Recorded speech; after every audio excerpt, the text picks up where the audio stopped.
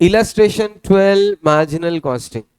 X Limited supplies spare parts to an aircraft company. Y Limited, the production capacity of X Limited facilitates production of any one spare part for a particular period of time. The following are the cost and other information for the production of two different spare parts A and B.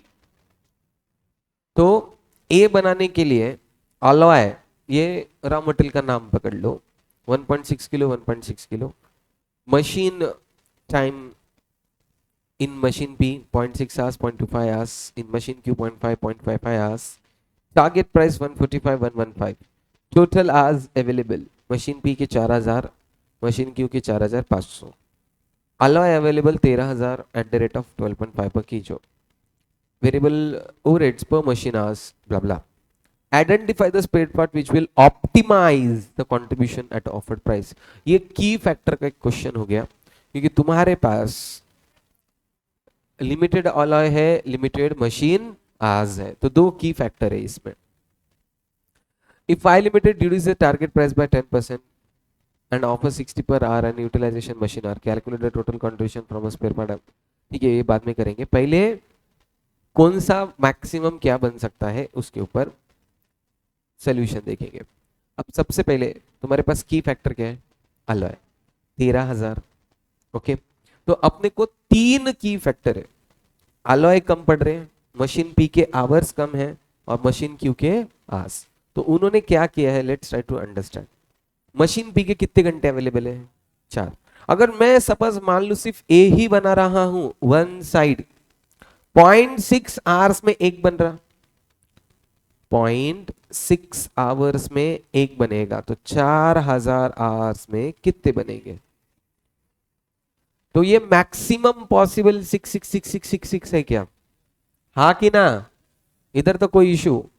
वैसा ही B के case में, अगर B जो product है वो कितना लग रहा है 0.25 और कितने घंटे अवेलेबल है 4000. अगर मैं सिर्फ बी बनाता तो ए बनते 66666 और सिर्फ बी बनाता तो 0.25 आवर्स में एक बन रहा, तो 4000 आवर्स में कितना बनेगा, 16000 लिख दिया गया उन्होंने.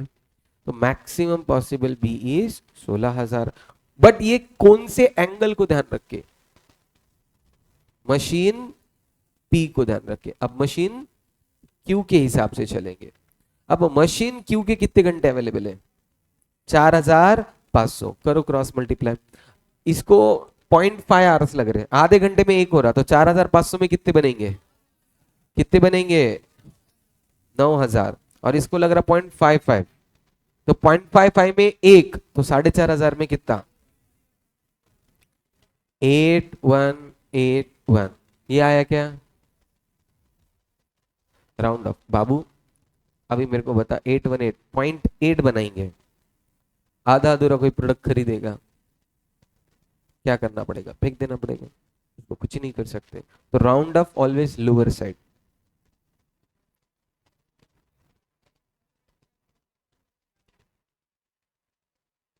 आला है, कौन आला है, देखो. सो 1.6 किलोग्राम्स, 13000 डिवाइड बाय 1.6, 8125. अब यहां पे जो डिसीजन आने वाला है ये सबसे इंपॉर्टेंट है. तो ये मैंने सोचा है कि मेरे की फैक्टर के हिसाब से सबसे ज्यादा क्या क्या बन सकता है. अब कॉमन सेंस क्या बोलता है, देखो. अब तुम इसको machine B, machine Q, alloy, ये दिमाग में नहीं ला पा रहे.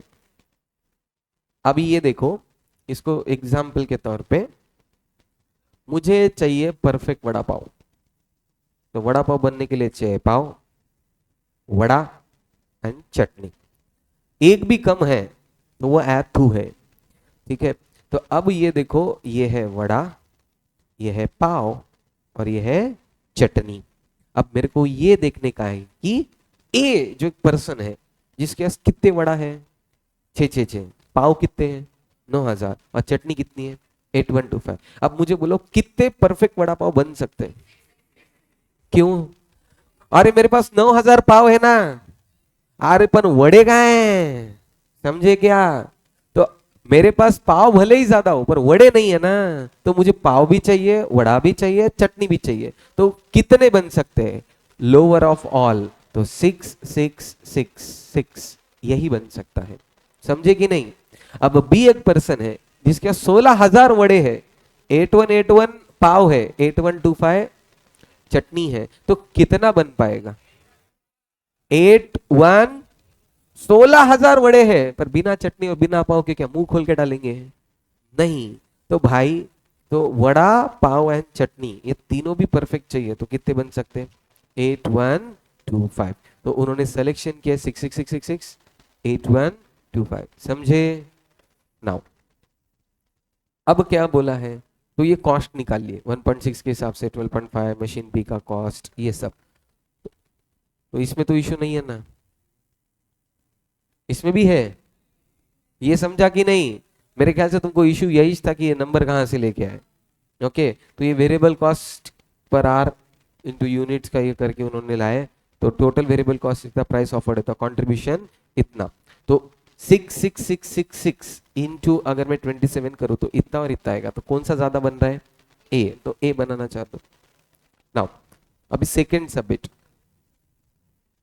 If Y reduces the target price by 10% and offers 60 per hour of utilized machine hours, calculate the total contribution from spare parts identified above.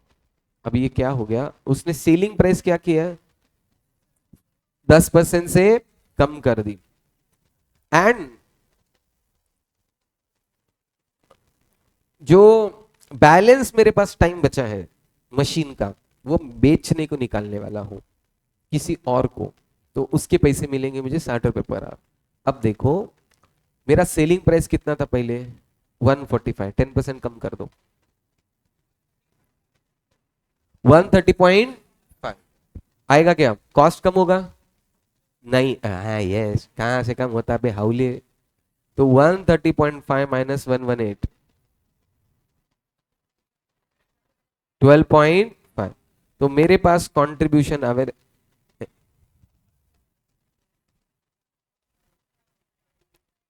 Okay, इन्होंने, ठीक है ठीक है ठीक है, अपन अपने हिसाब से करेंगे, उनको नहीं जमा तो जमा। हाँ 12.5 ये आया क्या? इंटू छ छ छ छ करो, 8 83325 ये आया क्या?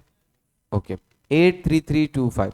नाउ अब ये देखने का है अपने को। अब ये जो सेकंड सबमिट बोला है ना, तुमको ये नहीं समझ रहा कि वो बोलना क्या चाहता है। वो ये बोल रहा है कि मैं मशीन एक, प्रोडक्ट ए के कितने बना रहा हूं? 6666। अब ध्यान रखो, वड़ा पाव वाला एग्जांपल ध्यान में है ना? ओके, अब 6 वड़ा बनाऊंगा ए के लिए। ए के लिए मशीन पी में कितना टाइम लग रहा था? 0.6। मशीन क्यू में कितना लग रहा था? और अलॉय कितना लग रहा था? अब ध्यान दो, 0.5 आवर्स लग रहे थे। बनाए कितने? करो 6666 इंटू 0.5। क्या बात है, वेरी गुड। तो मशीन क्यू के टाइम कितने अवेलेबल थे और अपने को टाइम कितना कंज्यूम हुआ? 3333। बचा कितना? 1। इतना आर्स बच गए क्या? और ये आर्स अपन मार्केट में किसी और को बेचेंगे 60 रुपए के हिसाब, 70,000। तो 70,000 20 ये बेच के आए, और वो सेलिंग प्राइस कम होने की वजह से इतना, तो ये कितना? 153345, 153345 यही चाहे क्या? बस उनका निकालने का तरीका गंदा है, अपना थोड़ा इजी है। ठीक है, समझा?